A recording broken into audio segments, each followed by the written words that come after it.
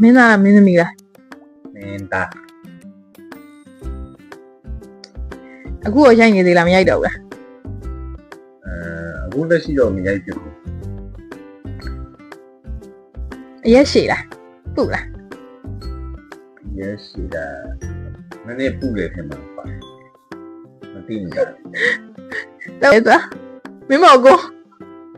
ဟုတ်ဘူး လောကယ်လေးရပဲနော်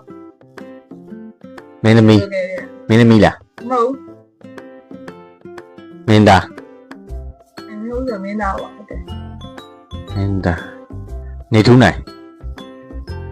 မဟုတ်ဘူး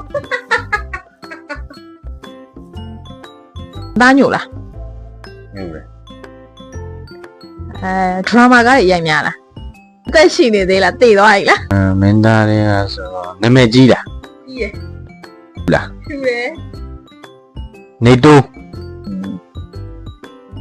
မင်းသမီးဆိုရင်အိမ်ထွာကျော်စင်းနဲ့အတွဲများလားဆွဲနိုင်ဝင် မဟုတ်ဘူး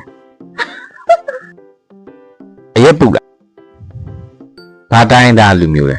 လုံးပါလဲအဲ့ဆို သုံးလုံး ပိုင်တကွန်ဒီမှာ သူလေသူလေးလေဟောအဲ့ခေ